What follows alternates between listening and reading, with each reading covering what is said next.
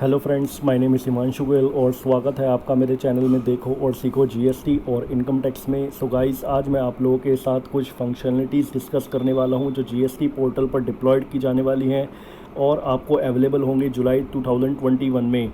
So guys, उन functionalities को जानने से पहले अगर आपने मेरा चैनल अभी तक सब्सक्राइब नहीं करा है तो जल्दी से मेरे चैनल को सब्सक्राइब कर लीजिए और बेल आइकन भी प्रेस कर लीजिए ताकि जीएसटी और इनकम टैक्स की कोई भी इंपॉर्टेंट अपडेट आपसे मिस ना हो जाए। तो आइए उन फंक्शनलिटीज़ को जानते हैं। सबसे पहले यहाँ पर आप देख सकते हैं, यहाँ पर रजिस्ट्रेशन से रिलेटेड आई है फंक्शनलिटी। यहाँ पर बोला timelines for filing of application for revocation of cancellation of registration in form GST REG 21। तो यहाँ पर टाइमलाइन बताई गई है। इन view of the spread of pandemic covid across many parts of India. तो कोविड-19 जो भी फैला हुआ है इंडिया में, वाइड नोटिफिकेशन नंबर 14 जो 1 मई 2021 को आई थी, रीड विद नोटिफिकेशन नंबर 24।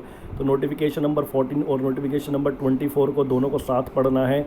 और the government had extended the date for filing of various applications falling during the period from 15th April 2021 to 29th June 2021 till 30th June 2021। तो जितनी भी applications की date 15th अप्रैल 2021 के बीच में से लेकर के 29th जून 2021 के बीच में थी और जो भी एप्लीकेशंस आपको फाइल करनी थी इस पीरियड के बीच में, उसकी डेट को एक्सटेंड कर दिया गया था 30 जून 2021 तक। उसके बाद बोलते हैं in addition to this timeline for filing of application for revocation of cancellation of registration which were due on 15th of the April 2021 had also been extended till 30 June 2021 on the GST portal। तो ये कहते हैं timeline जो थी filing of application for revocation of cancellation of registration की जो भी filing करनी थी, जो ड्यू हो रही थी 15 अप्रैल 2021 को, उसको भी एक्सटेंड कर दिया गया 30 जून 2021 को। उसके बाद बोलते हैं accordingly these extensions have now cease to be effective with effect from 1 जुलाई 2021।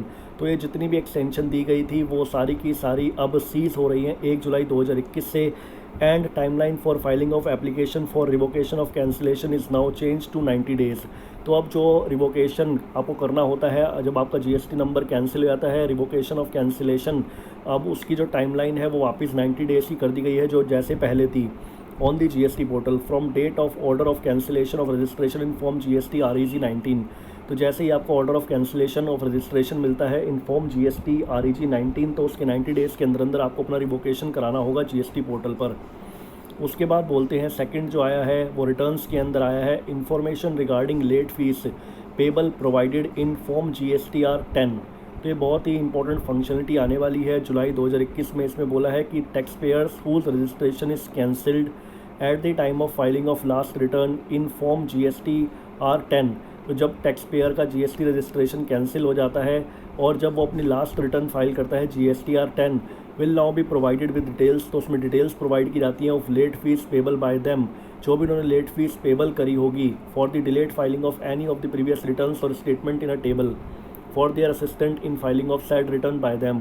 तो जैसा कि अब ये बता रहे हैं कि अब यहाँ पर ऐसा होगा, जो भी आपने प्रीवियस रिटर्न कोई भी लेट फाइल करी है तो उसकी लेट फीस आपको जब आपका जीएसटी नंबर कैंसिल हो जाता है, अब जीएसटी नंबर कैंसिल हो जाता है उसके बाद जब अपनी रिवोकेशन ऑफ एप्लीकेशन जब आपका जीएसटी नंबर कैंसिल हो जाता है और अपनी GSTR 10 फाइल करते हैं लास्ट रिटर्न, तो उसमें आपकी अब लेट फीस शो हो सकती है जो भी आपकी प्रीवियस रिटर्न जो आपने लेट फाइल करी होंगी। उसके बाद है this information can be viewed by clicking on a hyperlink provided under the column late fees payable in the online form GSTR 10। तो ये आप इन्फॉर्मेशन व्यू कहाँ से कर सकते हैं, एक हाइपरलिंक प्रोवाइड किया जाएगा कॉलम लेट फीस पेबल के अंदर, जहाँ से आप इन्फॉर्मेशन सब देख सकते हैं।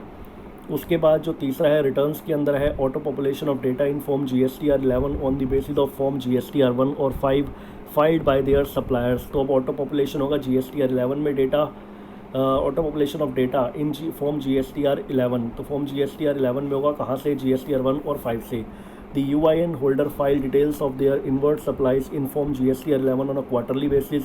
तो UIN जो होल्डर्स होते हैं वो अपनी GSTR 11 फाइल करते हैं क्वार्टरली बेसिस पर। This can subsequently file for refund in form GST RFDC 10 for the quarter in which summary of the document is auto populated from their form GSTR 11। तो वहाँ से जो समरी है जिसके अंदर समरी ऑटो पॉपुलेट होके आएगी जो GSTR 11 उन्होंने फाइल करा है इन एन एडिटेबल मोड, और ये एडिटेबल मोड में होगी, आप इसे एडिट कर सकते हैं। उसके बाद बोलते हैं form GSTR 11 of UIN holder would be generated with details of grade of their inward supplies. तो GSTR 11 जो है यूएन होल्डर का वो जनरेट होगा कहाँ से, इनवर्ट सप्लाई से, on the basis of form GSTR 1 और 5 फाइल्ड बाय देयर सप्लायर। जो भी GSTR 1 और 5 वो फाइल करेंगे सप्लायर, वहाँ से इन्फॉर्मेशन पुट करके GSTR 11 में आएगी, which will subsequently help them in filing their refund claims, जो रिफंड क्लेम्स फाइल करने में हेल्प करेगी।